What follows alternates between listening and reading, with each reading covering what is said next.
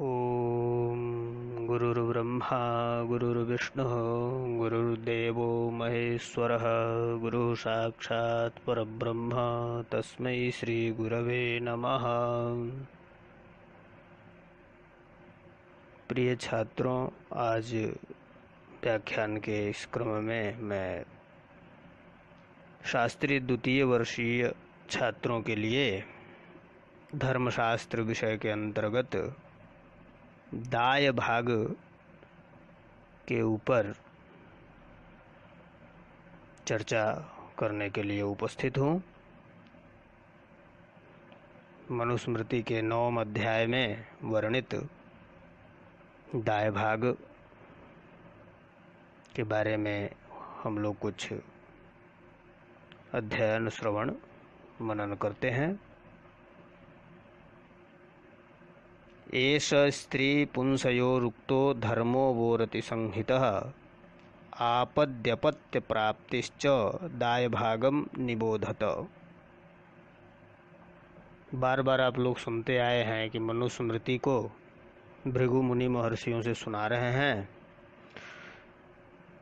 महर्षियों से सुनाते हुए कहते हैं कि इसके पहले तो हमने स्त्री और पुरुष दोनों के आपस में स्नेह अनुराग से युक्त धर्म को और आपत्ति काल में संतान प्राप्ति और अनेक धर्मों को आप लोगों से कहा। अब आप लोग दाय भाग के बारे में सुने। ऊर्ध्वं पितुश्च मातुश्च समेत्य भ्रातरः समं भजेरन पैतृकम रिक्तम अनिशास्ते ही जीवतो। माता पिता के मरने पर सभी भाई एक साथ होकर और पिता का जो धन है, पैतृक जो संपत्ति है, उसको बराबर बराबर बांट लें, क्योंकि वे पुत्र जो हैं वे माता पिता दोनों के जीवित रहने पर उनकी संपत्ति लेने में असमर्थ होते हैं। इसी कारण जब वह मृत्यु को प्राप्त हो जाएं, उसके बाद धन का बंटवारा करें। ज्येष्ठ एव तु गृह्णीयात् पितरं धनमशेषतः शेषास्तमुपजीवेयुः यथैव पितरं तथा। सब लोग बराबर धन का बंटवारा करें, अथवा बड़ा भाई पिता के सब धन को प्राप्त करे और अन्य छोटे भाई पिता के समान ही उस बड़े भाई का आदर करते हुए उससे भोजन वस्त्र इत्यादि अपनी आवश्यकताओं को प्राप्त करते हुए जीवन व्यतीत करें। अर्थात सब लोग एक साथ रहे और जो ज्येष्ठ भाई है वो जो है पिता की तरह घर का संचालन करे।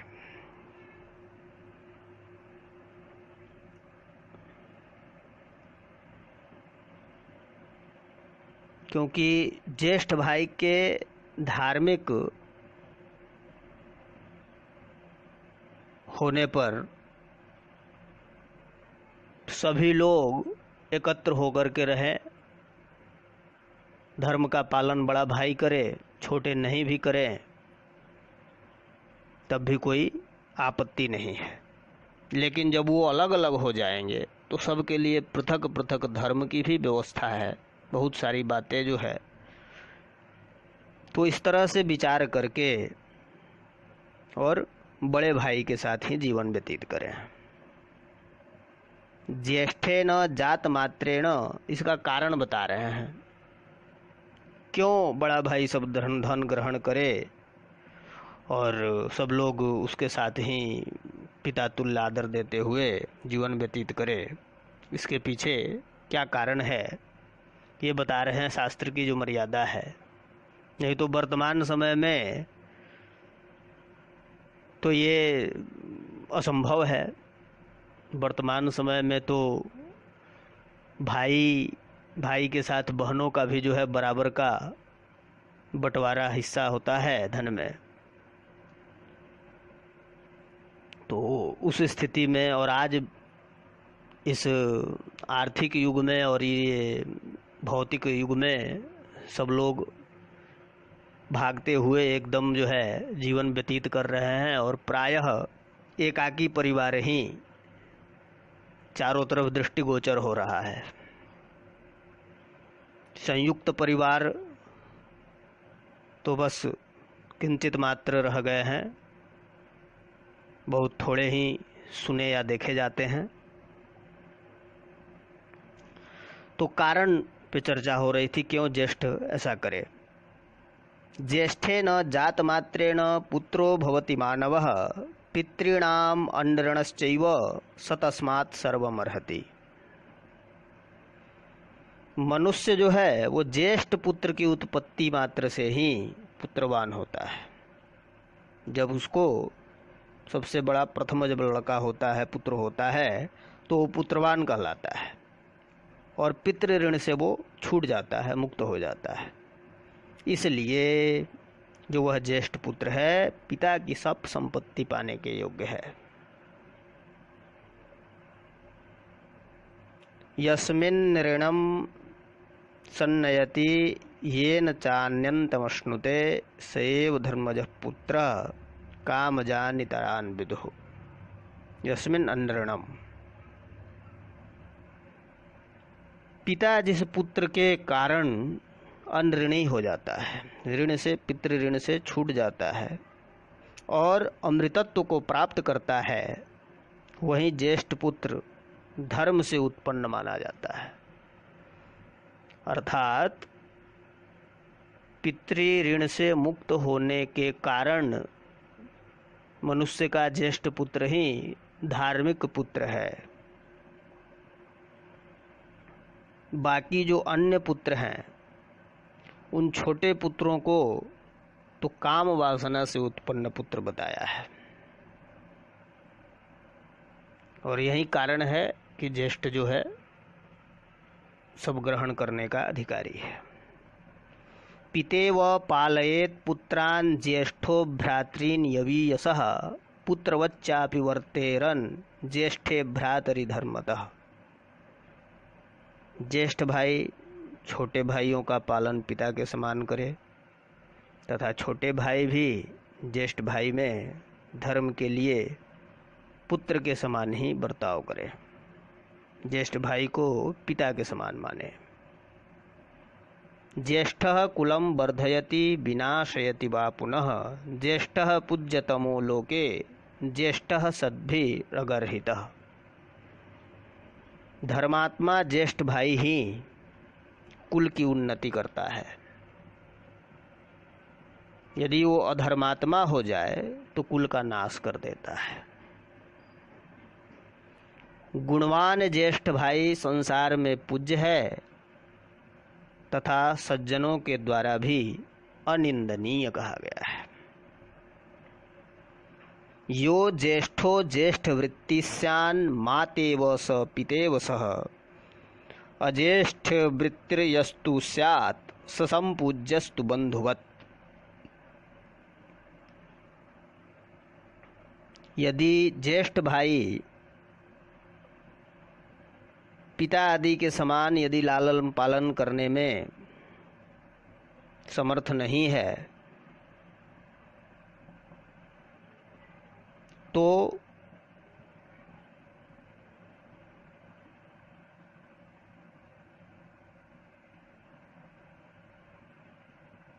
छोटे भाई पिता से थोड़ा कम अन्य बंधुवत उसको सम्मान दे। यदि वो ज्येष्ठ के समान योग्य है, धर्म से युक्त है, तो छोटे भाइयों को भी उसका सम्मान करना चाहिए। एवं सह बसे युर्वा पृथग वा धर्म काम्यया पृथग विवर्धते धर्मस् तस्मात् धर्म्या पृथक क्रिया। यदि इस प्रकार सब लोग एक साथ रहें तो अच्छा है, और यदि अलग अलग रहें तो अलग अलग रहने पर सब लोग पंचमहायज्ञ अलग अलग करें, इससे धर्म की वृद्धि होती है। इसलिए भाइयों को अलग अलग रहना भी धर्मयुक्त है, लेकिन अपना अग्निहोत्र, अपनी दिनचर्या, पंचमहायज्ञ इत्यादि का नियम पूर्वक पालन करना सभी का कर्तव्य हो जाता है। ज्येष्ठस्य विंशः उद्धारः सर्वद्रव्याच्च यद्वरं ततो अर्धं मध्यमस्य स्यात् तुरीयं तु यवीयसः। पिता के संपूर्ण धन में से ज्येष्ठ भाई का 20वां भाग और जो भी श्रेष्ठ पदार्थ हो, वह चाहे एक ही क्यों न हो, वो उसे देना चाहिए। और कनिष्ठ जो सबसे छोटे भाई है, छोटा भाई है, उसको 80वां भाग, और मध्यम मझले भाई को 40वां भाग दिया जाता है। ज्येष्ठश्चैव कनिष्ठश्च संहरेताम यथोदितम ये अन्ये ज्येष्ठ कनिष्ठाभ्याम तेषां स्यान् मध्यमम धनम। ये सब तो ठीक है, शास्त्र की मर्यादा है, चर्चा है। वर्तमान में जो है न्यायालयीय नियम जो है उनके आगे तो आज ये मान्य नहीं होगा, क्योंकि वहाँ जो नियम बन गया है सबको जो है बराबर धन का बंटवारा करे। लेकिन ये शास्त्र में वर्णित है और हमारे विषय के अंतर्गत है, हमारे पाठ्यक्रम में है। तो पाठ्यक्रम में जो विषय है, जो ग्रंथ में जो है, उसको भी जानना जरूरी है। ज्येष्ठश्चैव कनिष्ठश्च संहरेताम यथोदितम ये अन्ये ज्येष्ठ कनिष्ठाभ्याम तेषां स्यान् मध्यमम धनम। यदि 3 से अधिक भाई हों तो सबसे बड़े तथा सबसे छोटे का 20वां और 80वां भाग निकाल करके और मध्य का 40वां भाग निकाल करके, और पहले ही जो वर्णित है इस क्रम में, बाकी और में फिर उसी क्रम से शेष धन का भी बंटवारा करना चाहिए। सर्वेषां धनजातानां आददीताग्रमग्रज यच्च सातिशयं किंचित दशतश्चानुप्यात् वरम। संपूर्ण संपत्ति में से जो श्रेष्ठ वस्तु है वो ज्येष्ठ भाई को प्राप्त होता है। यदि एक ही श्रेष्ठ वस्तु हो तो भी वह उसे ही दिया जाता है, तथा 10-10 गाय आदि पशुओं में से एक एक श्रेष्ठ बड़े भाई को ही मिलता है।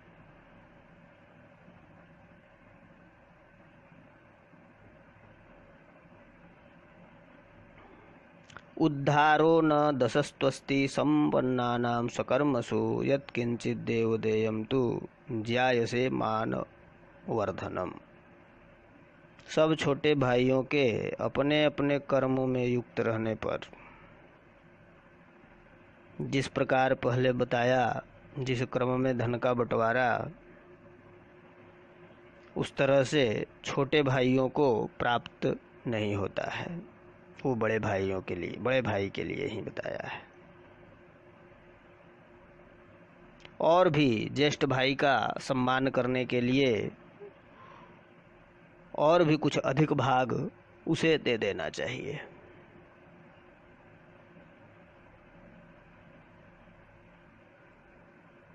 एवं समुद्धृतोद्धारे समानंशान् प्रकल्पयेत् उद्धारे अनुद्धृते त्वेषां इयं स्यादंश कल्पना।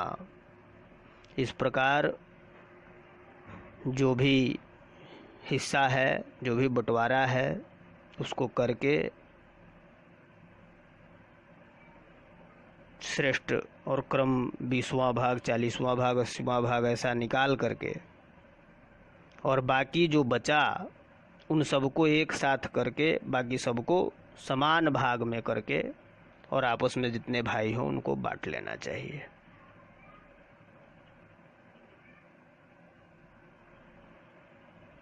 तो आज के इस व्याख्यान में दाएं भाग से संबंधित जो चर्चा है इसको यहीं पर विराम करते हैं।